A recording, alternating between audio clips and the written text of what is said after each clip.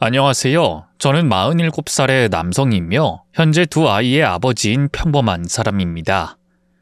부모님은 일찍 돌아가셨고 친척집을 떠돌면서 살았지만 제 주변 사람들은 제게 늘 이런 말을 했어요.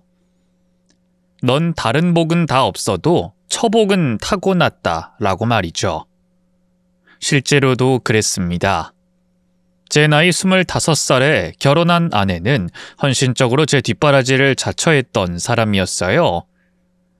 다정하고 따뜻하고 현명한 사람이었고 저를 전적으로 믿어주었죠.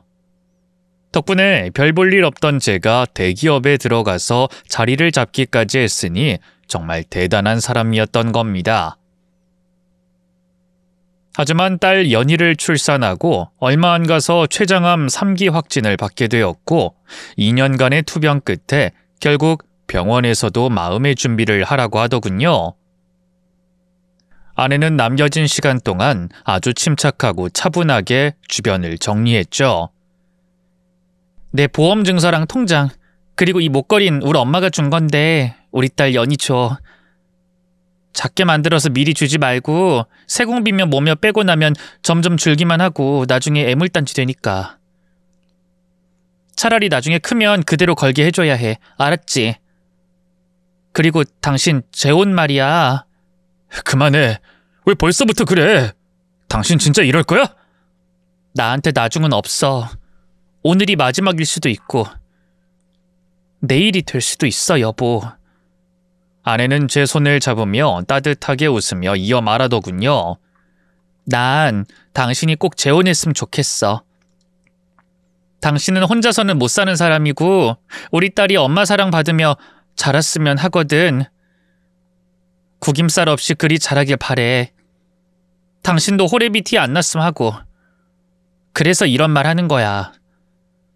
진심으로 재혼 꼭 해야 해? 응? 진짜 왜 그래, 속상하게. 울지 마.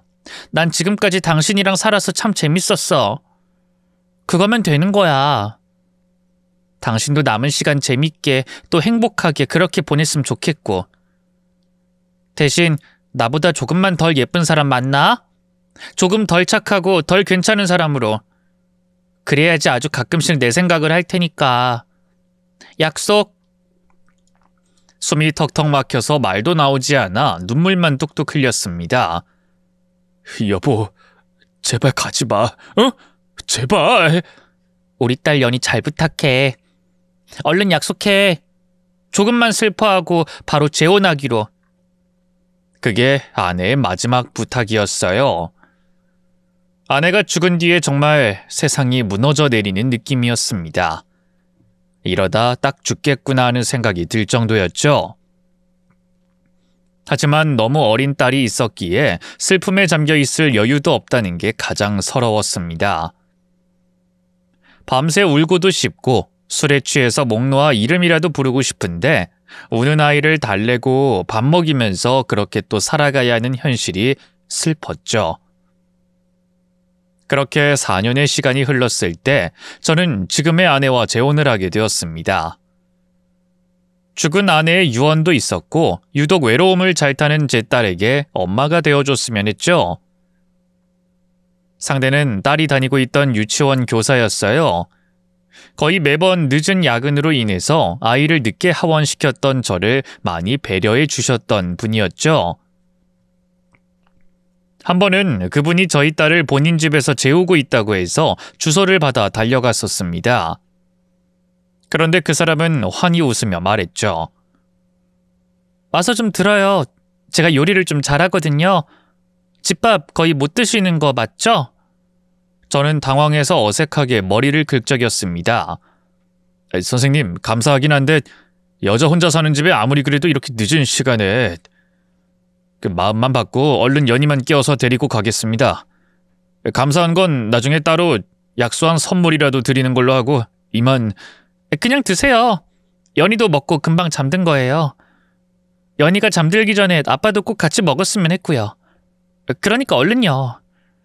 엄청 시간 오래 걸렸는데 그냥 못 이기는 척 받아주시면 안 될까요? 뭘 좋아하실지 몰라서 이것저것 만들어봤는데 어때요? 갈비찜에 해물탕에 나물, 전, 불고기, 계란말이까지 상이 꽉 찰 정도였습니다. 양도 양이지만 그 모양이 얼마나 예쁜지 꼭 광고에 나오는 꾸며진 음식처럼 느껴졌죠. 너무 오랜만에 제대로 된 집밥이기도 했고 맛도 있었습니다. 그렇게 앉은 자리에서 밥 2공기를 다 비우고 과일에 차까지 대접을 받았고요. 그리고 그때 대화를 하면서 그 사람이 왜 이혼을 했는지 알게 됐죠. 전 남편의 폭력으로 인한 이혼이었다고 하더군요. 씁쓸한 미소를 지으면서 제게 이렇게 덧붙였죠. 사실 저 엄청 오늘 행복했어요. 폭력이 있는 사람이랑 살다 보니 이런 음식 솜씨를 발휘할 기회가 없었거든요. 늘 긴장한 상태로 꾸역꾸역 빨리 먹는 그런 날들이 지속되니까요. 언제 뒤집힐지 모르는 밥상이니까 다 식어버린 국에 찌개만 덩그러니 놓고 그렇게 살았죠. 이렇게 예쁜 그릇도 깨질 수 있으니 플라스틱으로 된 것만 올렸고. 아, 그런 사연이 있는 줄은 몰랐네요. 그래서 말인데, 연희 아버님, 저랑 진지하게 만나보실 생각은 없으세요? 이런 밥상 매일 차려드리고 싶고 연희도 너무 좋아서요. 꼭 제 딸 했으면 좋겠고. 저는 마시고 있던 차를 뿜었습니다. 컥컥 기침을 하며 되물었고요. 네? 전 연희 아버님 좋거든요. 처음 봤을 때부터 쭉 이런 식사를 함께하고 싶었고요. 연희한테도 매번 이렇게 밥 먹이고 함께 있고 싶기도 하고요. 처음에는 당연히 거절을 했습니다. 너무 갑작스럽기도 했고 애초에 이성적으로 본 적도 없기 때문이었죠. 하지만 저희 딸이 그 사람을 엄마처럼 따르고 제게 워낙 적극적이었기에 고백을 받은 후 1년 만에 재혼을 결심하게 된 겁니다. 다행히 앞서 말한 것처럼 저는 확실히 처복이 있는 사람이었죠. 아내는 제 딸에게 지극정성이었고 저에게도 많은 배려를 해줬습니다. 한 가지 불만이라면 너무 절약을 한다는 게 흠이라면 흠이었고요. 당신 옷이 왜 그래? 뒤에 구멍 났어. 알아? 한 10년 입었나? 그래서 그래. 근데 이 옷이 난 편하고 좋아서. 하나 사지 그래. 내가 돈을 안 주는 것도 아니고. 당신 남편 대기업 다녀. 에이, 그래도 당신이 힘들게 번 돈을 옷에다가 왜 써? 그리고 난 이제 유치원도 그만뒀잖아. 전업주부가 됐으니 한 푼이라도 더 아껴야지. 이렇게 알뜰살뜰 저축하고 모아서 나중에 우리 연희 시집 가면 집 한 채 해줄 거야. 난 그거면 충분해. 아이, 그래도 좀 사자. 같이 가줘? 이미 다녀왔지. 당신이랑 올 연희 옷은 샀어. 백화점에서 마침 세일하길래. 비싼 건 안 돼. 그래도 최대한 좋은 걸로 샀으니 한번 입어봐. 안 맞으면 바꿀 수 있으니까 나한테 꼭 말해주고. 일부러 작은 거 입지 말라고. 알았어? 그냥 당신이 밥을 매번 잘해주니까 살이 계속 찌는 거야. 일단 그러지 말고 당신 건 먼저 사. 자꾸 이러면 나 진짜 속상해. 왜 그렇게 본인한테 인색해? 제 말에 아내는 볼에 바람을 빵빵하게 넣곤 대답하더군요. 몰라. 나도 모르겠어. 난 나한테 쓰는 돈이 너무 아깝더라고. 고치려고 노력은 할게. 뭐든 가지고 싶은 거 있으면 그냥 사. 너무 안 쓰는 것도 안 좋아. 아내는 흔해 빠진 가방 하나 없어서 종이 가방을 덜렁거리며 들고 다녔고 낡은 옷을 수선해 입거나 다른 친구들에게 받은 옷을 입고 다녔어요. 제가 몇 번이나 말했지만 본인보단 저나 딸에게 더 많은 신경을 썼죠. 왜 그렇게까지 하냐 한번 진지하게 물어본 적이 있었는데 아내는 당장의 행복보다는 먼 미래를 보고 있으며 세부적인 계획이 있다고 말했습니다. 실제로 아내는 무척이나 계획적인 사람이었고 분단위까지 쪼개어 생활하곤 했었어요. 가정주부였지만 그걸 마치 하나의 업무로 보는 사람처럼 진심을 다했죠. 제 주변 동료들은 그 부분을 특히나 부러워했습니다. 용호, 넌 제대로 복 받은 거야. 매일 12첩 이상으로 밥, 국, 반찬, 찌개까지 다 해주는 여자가 요즘 세상에 실존하긴 하냐? 더구나 집에 가면 손 하나 까딱 못하게 한다며? 난 돕고 싶은데도 절대 하지 말라고 해. 자기 일이라고. 내가 회사에서 일을 하면 오늘 무슨 청소를 했고 시장은 이렇게 봤다. 뭐 그런 것도 쭉 나열해서 써서 보내고. 와, 대박. 우리 와이프는 나 퇴근하려고 하면 쭉 나열해서 내가 사올 목록 적어서 주잖아.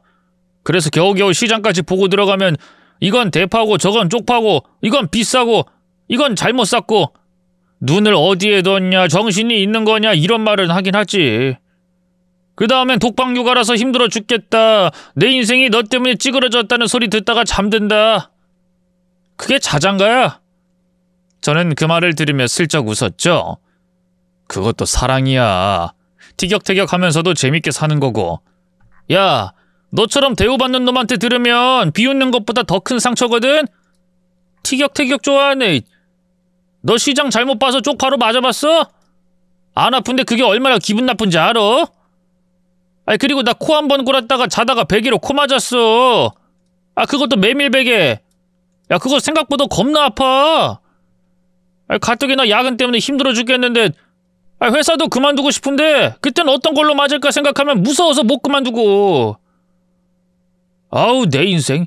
무슨 기계도 아니고 이러다 진짜 어디 하나 고장나서 멈출 것 같아. 아니냐? 솔직히 이게 말이 대기업이지 이 정도로 일하면 죽을 수도 있어. 그러게 그건 동감한다. 요즘 일이 왜 이렇게 많지? 퇴근해서 얼른 집 가고 싶다. 제 말에 동료 직원은 눈을 흘기더군요.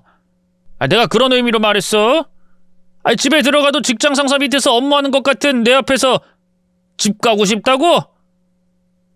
너가 자꾸 이런 식이면 나도 메밀베개로 너 때린다. 회사에 가져올까? 너도 코 맞아서 눈물 찔끔 흘리고 싶어? 에이 재수 없는 놈. 아니 재수 있는 놈. 솔직히 동료 말처럼 일은 정말 힘들었습니다. 높은 연봉에 누구나 부러워할 정도의 복지, 시설도 무척 좋았지만 그만큼 업무의 강도도 강했죠. 서로가 경쟁하며 적당히 눈치 보고 줄도 잘 서야 하니 매일이 스트레스였고요. 어떨 때는 정시 퇴근도 하고 여유가 있었지만 바쁠 때는 가족들 얼굴 보고 이야기하는 것조차 힘들 정도였습니다. 그러다 보니 고민이 많아졌고 저는 그 고민을 아내와 함께 나누곤 했어요. 그럴 때마다 아내는 제 편을 들어줬죠. 지금까지 노력한 게 아깝긴 하지.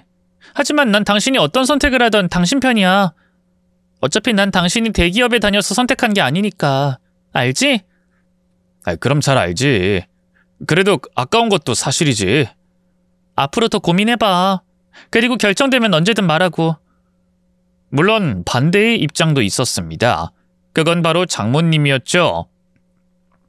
잘 다니던 회사를 왜?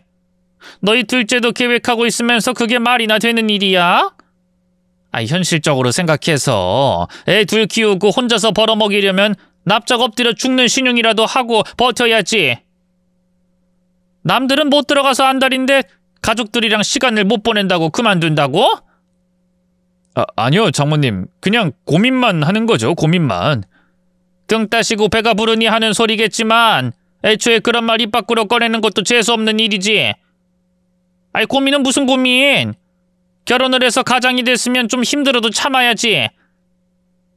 고민도 삼키고 삼키다가 튀어나오는 게 고민이야. 생각난다고 막 내뱉으면 똥이랑 다를 게 뭔가.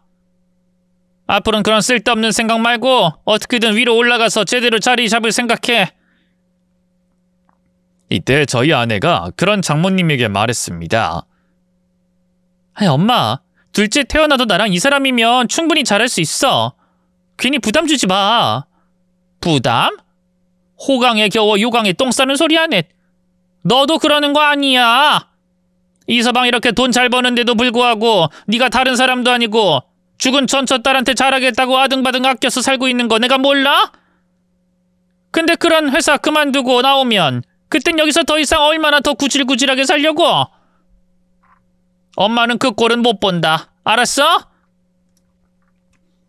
아내는 제게 자신의 엄마 말을 신경 꺼도 된다고 하지만 저 역시 장모님 말에 동의를 했습니다.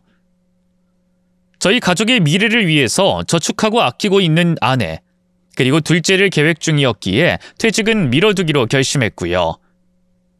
그렇게 저는 아내와 함께 근검절약하는 생활을 했고 얼마 있지 않아서 계획했던 아이까지 태어나게 되었습니다. 장모님은 아들이 태어나서 특히나 좋아하셨죠. 그런데 둘째가 태어나고 돌이 막 지났을 때 회사에 구조조정 바람이 불게 된 겁니다. 하필이면 그 명단에 제가 포함되면서부터 문제가 생기게 됐죠. 절망하긴 했지만 제가 일부러 그만둔 것도 아니니 너그러운 아내는 당연히 이해해 줄 거라고 생각했어요. 하지만 아내의 반응은 이전의 말과는 달랐습니다. 잘릴 거라고? 그것도 조만간? 대체 무슨 짓을 했기에? 무슨 짓을 내가 한 게 아니라 회사라는 게 그래. 무슨 짓을 해서 그런 거라기보다는 과잉 인력 감축을 통해 인건비 절감하려는 목적이 크니까. 이를테면 경영적 어려움을 극복하는 하나의 수단이라고 할 수 있고. 지금 나 가르쳐? 누가 그걸 물었어? 왜 그 빌어먹을 수단이 하필 당신이냐고 묻는 거잖아. 그건 나도 모르지. 다른 사람들에 비해 실적이 안 좋았을 수도 있고 전반적으로 평가가 낮아서 그런 걸지도 몰라. 도대체 사회생활을 어떤 식으로 했기에 잘려? 남들은 잘만 다니는 회사를 왜? 내가 당신 회식도 안 하고 꼬박꼬박 집으로 귀가할 때 알아봤어야 했어. 어련히 알아서 잘 하겠거니 했더니 상사 비위도 못 맞추고 대충대충 하다 일이 이렇게 된 거 아니냐고. 여보, 무슨 말을 그렇게 해. 그리고 당신은 내가 어떤 선택을 하든 괜찮다고 했잖아. 괜찮은 건 둘째 낳기 전이지. 그 다음에 나한테 물어봤니? 안 그만둔다며. 뼈를 묻는다며. 이제 앞으로 어쩌라는 거야? 난 계획을 다 짜놨는데 거기에서 한치라도 벗어나면 못 견디는 성격인데 나들 어쩌라고. 내가 일부러 그만둔 게 아니잖아. 이렇게 뭐라고 한다고 해결될 문제도 아니고. 그러지 말고 퇴직금이랑 그간 모은 돈으로 장사나 한번 시작해보면. 왜 그 불확실한 것에 내가 미래를 걸어야 해? 장사를 하면 무조건 흥해? 무조건 대박이야? 왜 그렇게 생각이 없어? 하루 종일 책상에서 컴퓨터나 두드리고 보고서나 만들던 당신이 뭘 할 수 있다는 거야? 장사는 아무나 하니? 그리고 그 돈은 다 계획이 있으니까 건들 생각 마. 뭐? 그런 말이 어딨어. 그래도 상황을 봐서 어느 정도 융통성을 발휘해서.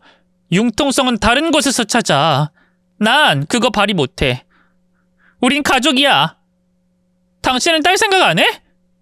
우리 아들은? 걔들의 미래까지 저당 잡으면서 장사한다는 말이 나와? 잘못되면 우린 끝이야. 왜 무조건 잘못될 거라고만 생각해? 최악의 최악의 최악까지 생각해야 부모지. 그럼 나더러 뭘 어쩌라는 거야? 간단해. 그 회사 다니면서 벌었던 만큼 벌어와. 그거면 나 더는 말 안 해. 더도 말고 덜도 말고 딱 그만큼은 벌어오란 말이야. 무슨 일이든 아무거나 해도 상관없으니까. 여보, 그게 무슨 말이야? 그게 말이 된다고 생각해? 무리라는 거 알잖아. 다시 취업하지 않는 이상은 무리라고. 취업을 준비해도 되는데 그 기간 동안 놀 생각도 하지 마. 다달이 들어오던 건 그대로 가지고 오란 뜻이야. 장사도 하고 싶으면 당신이 벌어서 혼자 해보든가. 우리 가족 돈에서 아님 대출받아서 할 생각은 절대로 하지 말고. 만약에 그러면 난 당신이랑 못 살아. 지금 그걸 말이라고 하는 거야? 이혼 이야기가 지금 나온다고? 양심이 있어? 욕해도 어쩔 수 없지만 당신도 양심이 좀 있어봐. 내가 나 혼자 잘 살겠다고 이래? 나도 아등바등 살아. 내가 다른 여자들처럼 쇼핑하고 놀러다녀? 아닌 거 알잖아. 난 오직 애들을 위해서 당신을 위해 살았어. 집안일도 돈 받고 하는 사람처럼 매일 열심히 했고. 그런데 당신이 이렇게 되면서 내가 계획한 게 다 무너지게 생긴 부분은 책임지라는 말이야. 당신은 나보다 그놈의 계획이 우선이야? 누구에게나 선은 있어. 건드리면 안 될 영린이 있다고. 나한텐 계획이 그래. 하나부터 열까지 다 짜놓은 계획이야. 둘째가 생기기 전이면 몰라도 생긴 이상 난 이 계획을 바꿀 생각이 없고. 그러니 애들을 위해서 노력해주면 좋겠어. 애 아빠답게 굴라고. 아내의 급작스러운 태도에 당황하긴 했지만 저는 아내의 말을 따를 수밖에 없었습니다. 문제는 대기업 다니면서 벌던 그 돈을 버는 것 자체가 너무나 큰 강행군이었던 거예요. 초반엔 다른 곳에 재취업을 하기 위해서 여기저기 서류도 넣고 면접도 봤지만 당장 들어가야 할 돈 때문에 몸으로 뛰는 일을 시작하게 됐죠. 초반에 시작한 건 만만하게 봤던 택배 상하차였어요. 그저 내리고 옮기고 분류하면 되는 일인 줄 알았는데 정말 죽을 것처럼 힘들었습니다. 그래서 저는 그 일 대신 배달 일을 시작했죠. 다행이라고 해야 할까? 그 무렵 코로나가 길어지며 배달 일은 성황이었습니다. 무척 고되고 힘들긴 해도 대기업 월급만큼 돈을 벌어갔고 아내는 제게 이전과 다름없이 잘했어요. 물론 일을 하면서 제 기분이 나아지진 않았지만 말이죠. 여보, 오늘도 너무 수고 많았어. 일하느라 너무 힘들지? 오늘 배달 많았어? 밥 줄까? 갈비찜 해뒀어. 당신 그거 좋아하잖아. 푹 고아서 살살 녹는 갈비찜. 저는 서운한 마음에 고개를 돌려버렸습니다. 됐어, 생각 없어. 애들은 자? 여보, 내 눈 좀 보고 말해. 애들은 이미 재웠지. 그럼 나도 피곤하니 이만 들어갈게. 그때 아내가 제 손을 잡으며 나긋나긋한 목소리를 내더군요. 아직도 많이 서운해? 그렇겠지. 알아. 나도 서운했을 거야. 내 고집 때문에 나도 미안하다고 생각해. 하지만 우리 앞으로의 미래만 보자. 원하면 우리가 그간 모은 통장도 보여줄게. 아마 이걸 보면 없던 기운도 날걸? 내 계획은 딱 5년 뒤에 끝나. 그러니까 힘내, 응? 저는 아내가 내민 통장을 보고 솔직히 많이 놀랐죠. 언제 그렇게 다 모았나 싶을 정도로 꽤 큰 액수가 찍혀 있었기 때문입니다. 덕분에 서운했던 마음이 좀 가라앉았고요. 5년? 계획이 끝난다는 말이 무슨 뜻이야? 5년이면 이 집 대출금도 다 갚게 되고 또 애들도 어느 정도 크잖아. 그래서 5년으로 잡았어. 당신 은퇴 시기 말이야. 사실 내 계획으로 그때는 당신이 대기업 다닌다고 해도 그만두라고 할 참이었다니까. 근데 그땐 너무 빨라져서 내가 당황한 거야. 그러니까 5년만 참으면 당신 하고 싶은 장사도 하고 뭐든 하자, 응? 그런 생각이었어? 근데 왜 말을 안 했어? 그럼 나 그땐 배달 안 해도... 그럼 언제든 관둬도 뭐라고 안 할 거야. 백수로 거실에서 배 깔고 있어도 내가 삼시세끼 다 차려줄 거고. 그땐 나도 돈 벌면 되는 거지. 그리고 딱 그 시기가 우리 결혼 10주년이라 여행도 다니고 여유롭게 지낼 수 있을 거거든. 딱 5년만 버티자. 알았지? 회사에서 잘리고 아내의 반응에 실망하지 않았다면 거짓말이었을 겁니다. 대충 이해하고 넘기긴 했지만 계획이 뭐라고 이렇게까지 하나 싶어 반발심도 많이 생겼었죠. 그런데 아내는 바짝 고생해서 벌고 그 다음을 여유롭게 살고 싶었던 거였어요. 한 살이라도 더 건강할 때 벌어두고 나이 들어서 오순도순 여행 다니며 말이죠. 그래서 저도 그 뒤로는 더욱 적극적으로 일을 하기 시작했습니다. 어떤 달은 이전에 비해 더 많이 벌기까지 했으니까요. 하지만 그 시기에 그렇게 많이 움직였으니 그게 독이 되고 말았던 겁니다. 유행 시기를 한참 지나 뒤늦게 코로나에 걸린 거였죠. 접종도 모두 맞았고 조심한다고 조심했는데도 불구하고 말이에요. 그걸 알게 된 아내는 엄청나게 화를 냈죠. 아니, 유행 다 지나고 이제 다들 괜찮아졌는데 왜 당신이 걸려? 나도 걸리고 싶어서 걸린 게 아니라. 어디 갈 곳 없어? 설마 그 병균을 달고 우리 집에서 지낸다는 거 아니지? 애들도 있는데. 아니, 방법 없잖아. 내가 부모님이 계신 것도 형제들이 있는 것도 아니고. 친구네 가, 친구. 친구가 없어? 아프다는데 그 정도 받아줄 친구도 없냐고. 아이, 친구가 있지만 격리되는 거야. 다들 직장인이고 진짜 친한 애들은 다 부산에 있는 거 알잖아. 걔들도 출퇴근하는데 밥은 어쩌고. 그깟 거 굶어도 안 죽어. 여보, 말이 좀 그렇다. 내가 아프고 싶어 아파? 일부러 걸렸어? 제 말에 아내는 한숨과 함께 짜증 섞인 어투로 대꾸했습니다. 알았어. 그럼 옷방 치워둘 테니 거기서 격리해. 뭐? 거긴 화장실이 없잖아. 그럼 안방 거라도 쓰게? 난 어쩌라고? 난 걸려도 되니? 나 애들 엄마야. 내가 제일 걸리면 안 되는 사람이고, 내가 걸리는 순간 우리 엄마, 우리 아들까지도 다 걸려. 큰애야 좀 커서 괜찮지만 아들은 아직 어리잖아. 그러다 잘못되면 당신이 책임질 거야? 소변은 페트병에 봐. 내가 치우면 그만이니까. 대변은 새벽에 나가서 아파트 공동 화장실 쓰고. 아이들 때문에 예민해졌다. 저는 그렇게 받아들였습니다.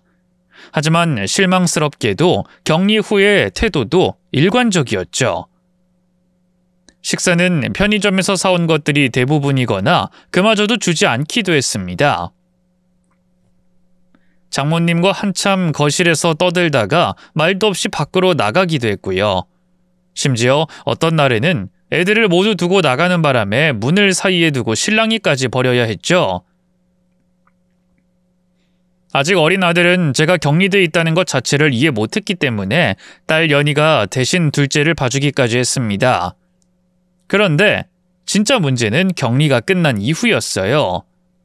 아내가 대놓고 밖으로 돌기 시작했죠. 애들은 어쩌고 나갈 준비를 해? 나 이제 배달 가야 하는데? 됐어. 그냥 오늘 쉬어. 당신 매번 피곤해했잖아.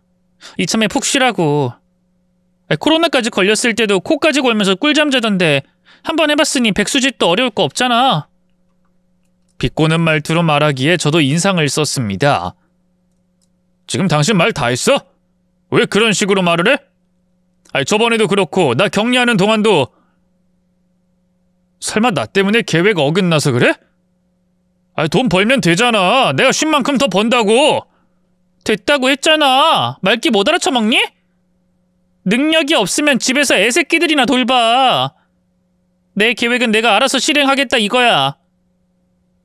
무능한 주제 쓸데없이 자존심만 있어서. 당신 진짜 미친 거야? 아무리 화가 났어도 해야 할 말이 있고 하지 말아야 할 말이 있는데 그게 지금 남편한테 할 소리야? 당신 원래 이런 사람이었어? 그러는 당신은? 당신은 원래 배달이나 하던 인간이었니?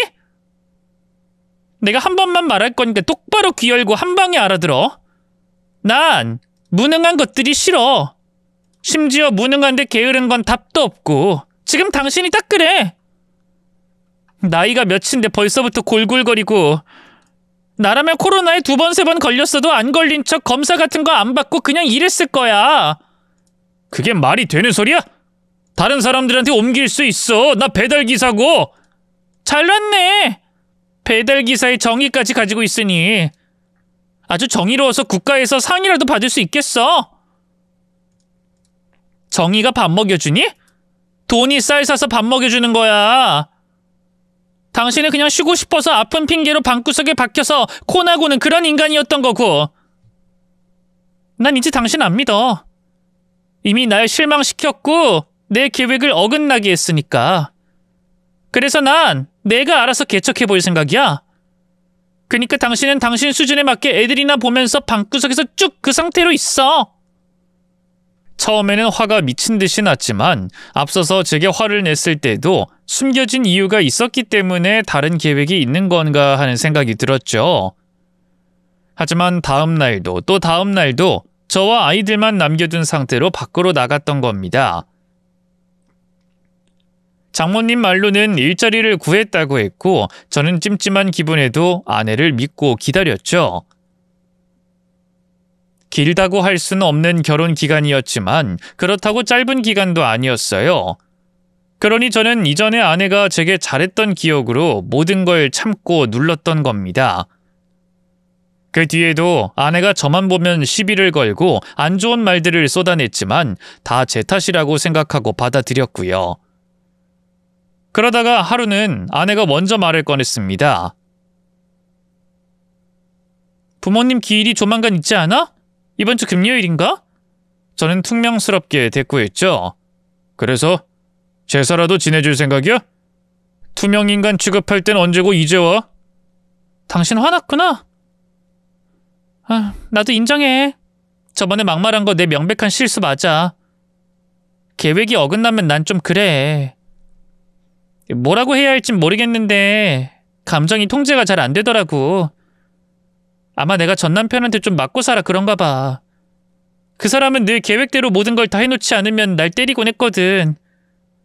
그래도 나 이젠 당신한테 일 강요할 생각 없어. 그건 확실해. 갑작스러운 전 남편 이야기에 좀 당황했죠. 매일 분 단위로 계획을 짜는 이유가 전 남편 때문이라는 건 저도 몰랐기 때문입니다. 그래서 계획에 집착하고 제게도 매일 일정을 보내고 또 제대로 이뤄내지 못하면 불안해하는 증상이 있었구나. 한편으론 이해가 되더군요. 그래도 막말은 용서가 되지 않아 전 약간 비꼬는 투로 대답을 했습니다. 갑자기 왜 이래? 또 다른 계획이라도 있나 봐? 나중에 차차 시간 내서 설명 제대로 해줄게. 그러지 말고 일단은 시부모님 제사부터 생각하자. 내가 음식이랑 다 준비해 줄 테니까. 근데 이전처럼 집에서 말고 직접 가는 건 어때? 매번 사람 써서 산소 정리하고 그랬잖아. 산소까지? 거리가 꽤 있는데 괜찮겠어?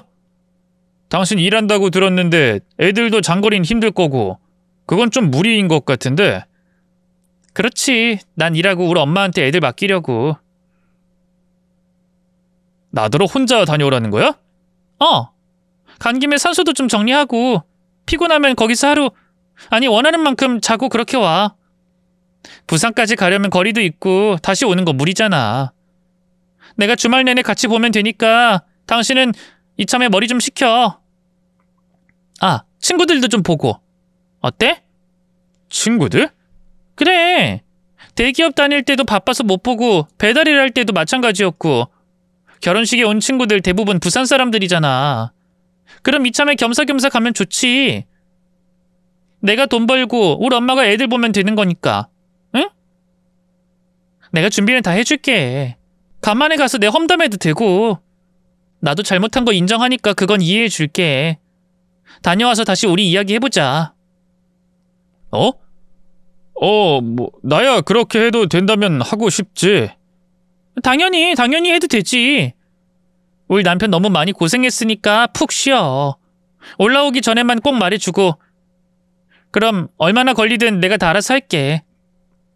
나 어떤 사람인지 알잖아. 솔직히 롤러코스터도 아니고 기분이 오르락내리락 하는 걸 보면 짜증이 나긴 했습니다. 어떨 때는 세상에 둘도 없는 착한 아내였다가 또 어떤 때는 뭐 이런 여자가 있나 싶은 그런 생각도 들었으니까요. 하지만 그게 다 전 남편의 폭력으로 인해 생긴 습관이라니 저도 어느 정도 이해했고 제게 잘해준 것은 부정할 수 없으니 그 부분은 그냥 넘어가기로 했죠. 그렇게 시간이 좀 더 흘러 아내는 만반의 준비를 해줬습니다. 기일에 맞춰서 음식도 만들었고 과일부터 술까지도 모두 준비해줬죠. 그래서 저는 호기롭게 출발을 했던 겁니다. 문제는 출발하고 고속도로에 막 진입했을 때였어요. 그간 아내의 외출이 잦아지면서 제대로 된 식사를 못했는데 출발하는 당일에는 배가 터질 정도로 먹었던 게 화근이었죠. 저도 모르게 운전 중에 꾸벅꾸벅 졸기 시작했던 겁니다. 3초 정도 졸았던 것 같은데 순간 제 귀에 누군가 야! 하고 소리를 질러 퍼뜩 깨어났죠. 일단 놀란 맘을 진정시키며 근처에 있는 졸음 쉼터로 갔는데 생각해보니 소름이 끼치더군요. 착각이나 꿈이었다고 하더라도 그 소리가 아니었다면 저는 죽었을 수도 있겠다 싶었던 겁니다. 어쨌든 더는 무리해서 가는 게 위험하다 판단한 저는 그곳에서 정차해 잠깐 눈을 붙였어요.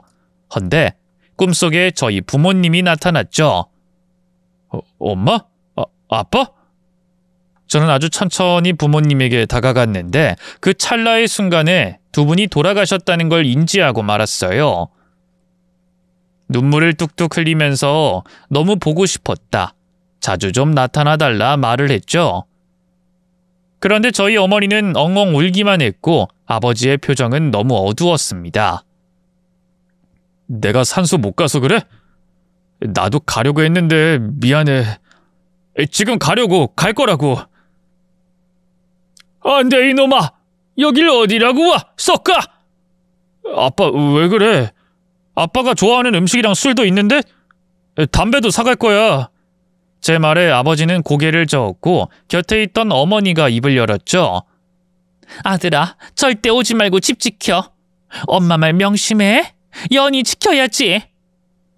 연희? 연희한테 무슨 일 있어? 어머니는 검지를 입술 위에 대고 아주 작게 말씀하시더군요. 아무 소리도 내지 말고 조용히 들어가. 들어가서 지켜. 명심해. 꿈에서 깨어날 때 얼마나 요란했는지 클락션까지 울리면서 발작하듯 일어났습니다. 헌데 신기하게도 희미하기만 했던 시야가 밝아지고 잠이 확 달아나 있었죠. 그래서 저는 차를 돌려 다시 집으로 가기 시작했습니다. 설마 하면서도 돌아가신 이후에 처음으로 나타난 부모님의 모습이었기에 차마 무시를 할 수가 없었어요.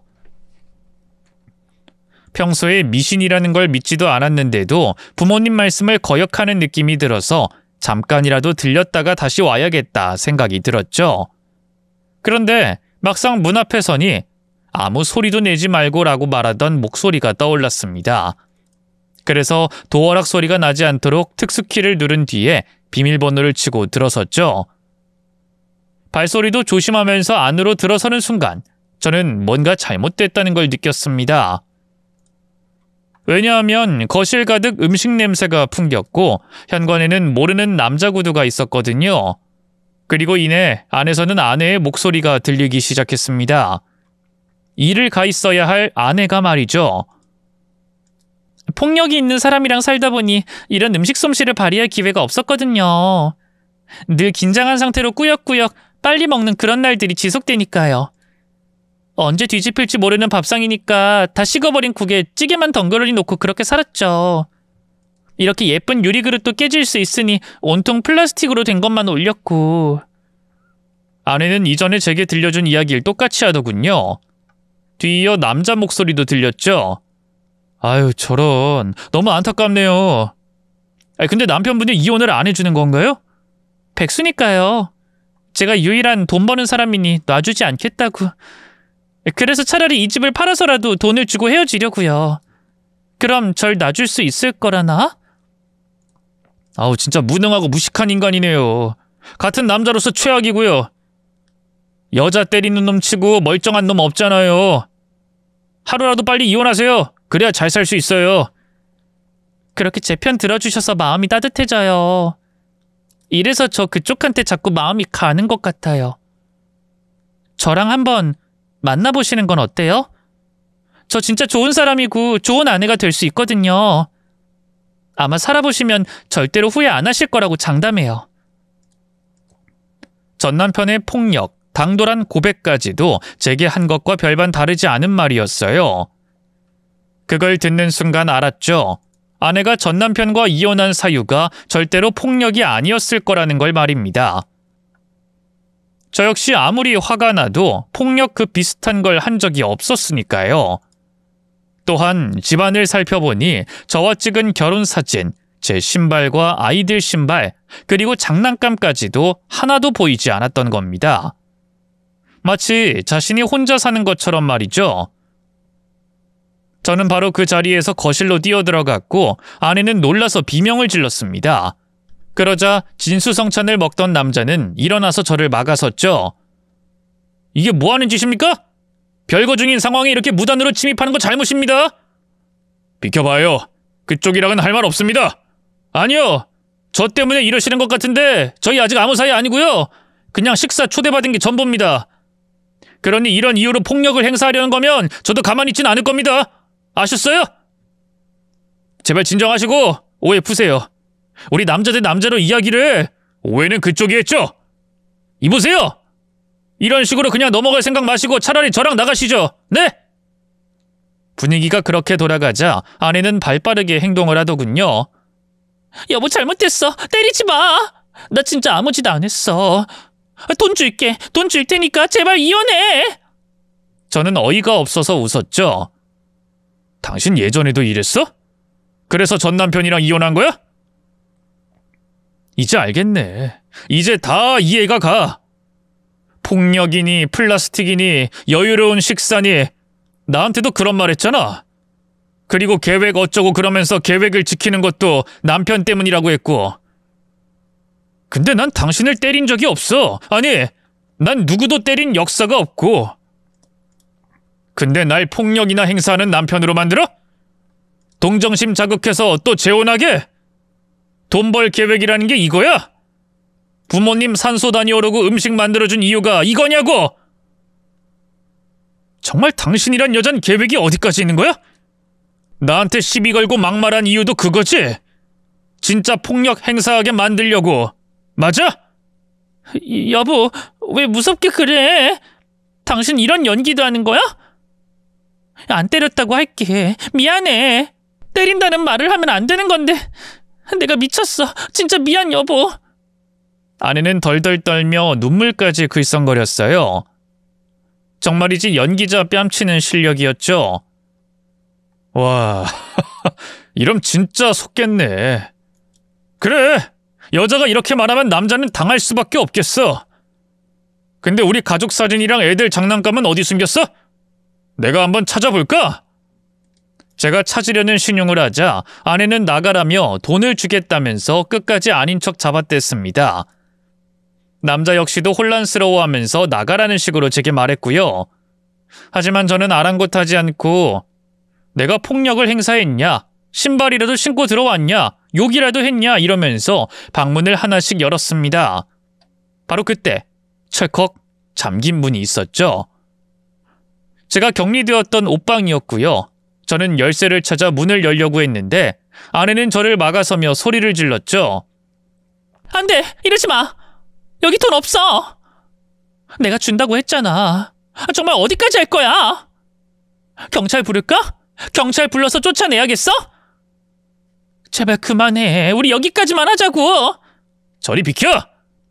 저는 너무 화가 나서 아내를 밀어버렸고 남자는 제 얼굴에 주먹을 날렸습니다. 하지만 동시에 문이 열리면서 제 아들과 딸이 그곳에서 나와 제게 안겼어요. 아빠! 연희야, 하유라! 너희들 할머니한테 간 거 아니었어? 제 물음에 어린 아들이 눈물을 터뜨렸고 이에 남자도 놀라고 아내는 체념한 듯 입술을 질끈 깨물었죠. 그리고 심지어 그곳에는 결혼사진, 애들 장난감, 제 신발까지 모두 쌓여 있었던 겁니다. 저는 아이들을 안아주고 이마에 뽀뽀를 해주며 미안하다 사과를 하며 물었죠. 얼마나 오래 있었어? 여기 이러고 불 꺼진 이 방에 얼마나 있었어? 엄마가 우리가 코로나 걸렸다고 그래서 격리해야 하는데 조용히 안 하면 다 옮겨서 아빠가 또 아플 거라고 그랬어. 입으로 바이러스 퍼지는 거라고 그래서. 저는 딸의 말을 듣자마자 남자를 올려다봤고 남자의 경악에 가까운 표정을 봤습니다. 저희 둘 다 아내를 동시에 바라봤는데 아내는 짜증이 가득한 얼굴로 말하더군요. 아이씨, 뭐? 그래서 뭐 어쩌자고? 그래, 거짓말 좀 했다. 그러게 작작 좀 빌빌거리지 그랬니? 짜증나게 말도 안 하고 들어와서 남의 계획을 다 망쳐놔. 하여튼 도움 안 되는 새끼. 지금 말 다 했어? 이제까지 내가 당신한테 돈을 얼마나 가져다 줬는데 도대체 뭐 때문에 이런 짓을 해? 설마 전 남편한테도 그랬어? 말해! 진실이 뭐야? 당신이란 여자 정체가 뭐냐고! 아내는 한숨을 쉬더니 누나를 굴렸죠. 걔 사업 말아먹었어. 내주고 뭐고 다 해줬는데 이혼할 때 빚만 잔뜩 남겼다고.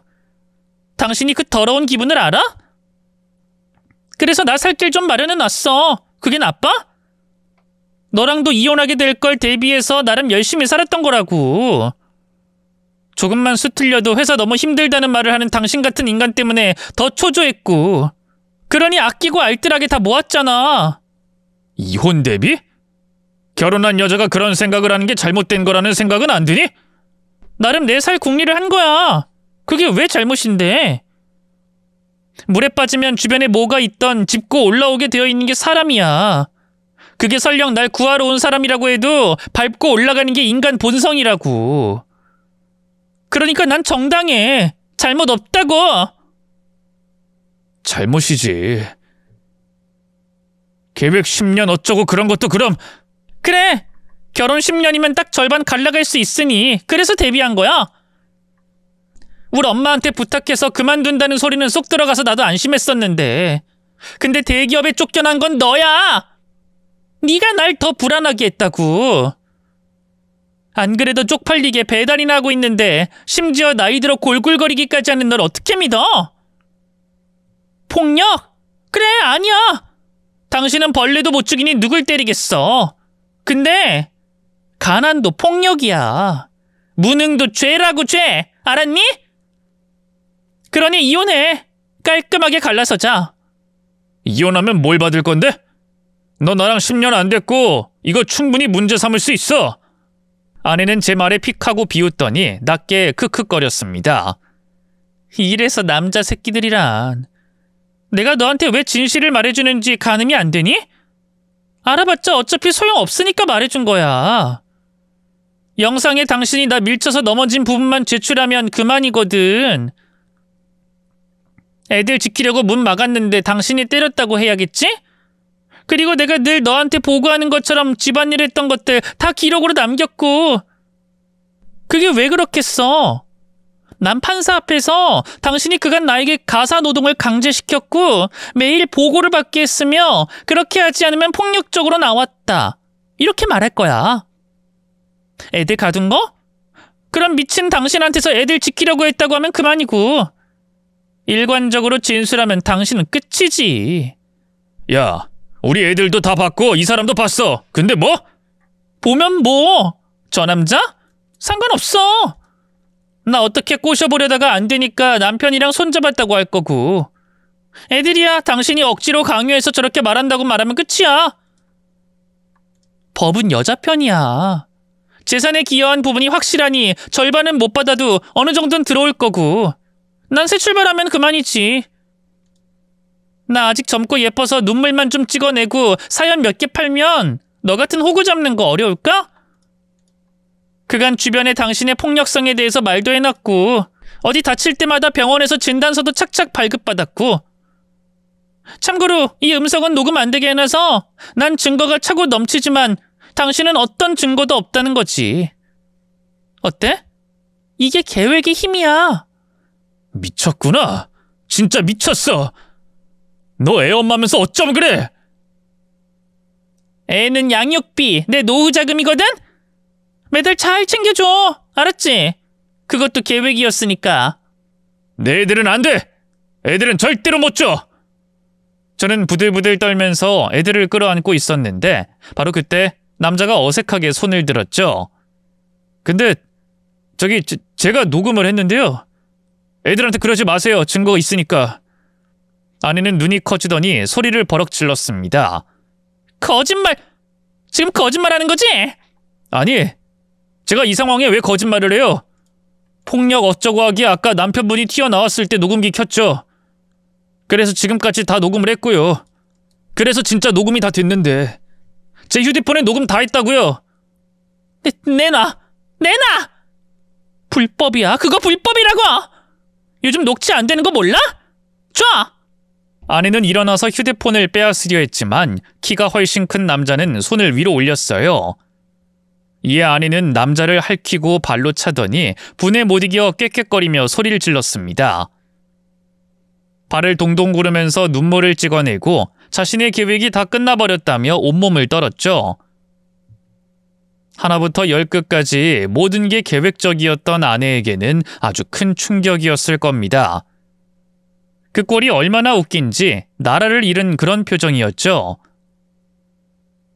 남자는 제게 때려서 미안하다고 정말 오해해서 잘못했다는 말과 함께 제 휴대폰 번호를 받아갔죠. 자신의 휴대폰을 증거로 제출해도 되니 언제든 말만 하라면서요.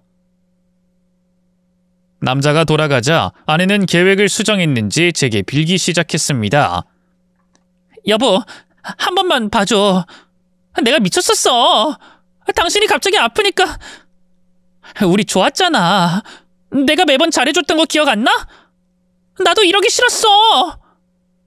이게 다 전 남편 때문이야. 그 인간 망해서 정말 나 힘들었단 말이야. 그 기억이 폭행이란 단어 없는 거 아니야? 참 뻔뻔하다. 나한텐 최악의 최악의 최악까지 생각하라더니 당신 계획에도 없는 실패를 해서 어째? 애들 볼모로 받을 양육비도 없고 폭행으로 몰아서 위자료도 못 듣고. 애들을 봐서라도 한 번만, 애들을 보면 더더욱 용서는 못하지. 당신처럼 끔찍한 사람이랑은 더는 살게 안 해. 그 잘난 계획에 나랑 우리 애들은 없어. 혼자서 먹고 살 계획이나 짜. 내가 능력 있는 변호사 다 고용해서 당신 빈털터리로 내쫓을 거니까. 나 이혼 못해. 이건 함정이야. 함정 수사 그거라고. 불법 녹취에 다 불법. 증거 인정 안 될 거야. 내가 확신해. 나도 다 알아. 어디서 들은 것은 있는지 아내는 녹취 자체가 불법이라며 이혼을 하지 않겠다고 버텼어요. 하지만 이번 사건의 경우는 대화에 직접 참여한 사람이 녹음하는 것은 합법이었기에 증거로 받아들여졌던 겁니다. 즉, 남자가 저희 부부와는 관계가 없다고 하더라도 녹음 당시에 함께 이야기를 했고 목소리가 같이 녹음되어서 불법 녹취가 아니게 된 거죠. 심지어 남자는 흔쾌히 자신의 휴대폰까지 제출해줬고 저는 유리한 판결을 받게 됐습니다. 위자료도 재산 분할도 아내의 요구는 받아들여지지 않고 아주 일부만 받고 떨어져 나가야 했죠. 아내가 아이들을 방에 가둔 것 때문에 양육권까지 모두 제가 가지게 되었고요. 이혼 후 몇 년이 흐른 현재 저는 아이들과 새로운 삶을 시작했습니다. 가게를 운영하면서 두 아이를 키우는 게 쉽지만은 않지만 그래도 예전보다 훨씬 마음이 편해요. 아침엔 같이 밥을 먹고 저녁엔 가게 문을 닫고 집에 돌아와 영화를 보거나 책을 읽는 평범한 일상이지만 그게 얼마나 소중한 건지 이제야 알게 됐죠. 그리고 또 하나 깨닫게 된 건 누군가의 빈자리를 구태여 채울 필요가 없다는 겁니다. 부모가 온전히 다 존재한다고 해서 완벽한 가정이 될 수 없고 한쪽이 없다고 해서 불행해지는 게 아니라는 걸 알게 됐죠. 그저 주어진 시간에 최선을 다하고 부족해도 조금씩 채워나가면 나쁘지 않게 살아갈 수 있다는 겁니다. 그리고 끝으로 혹시라도 이 글을 읽는 사람들 중에 배우자의 계획 속에서 자신이 수단처럼 느껴진다면 다시 한번 생각해 보세요. 결혼은 함께 살아가는 거지 한 사람이 다른 한 사람을 이용하는 관계가 아니니까요. 저는 늦게 깨달았지만 누군가는 저보다 더 빨리 깨닫고 상처받지 않길 바래요. 제 이야기 끝까지 들어주셔서 너무 감사합니다.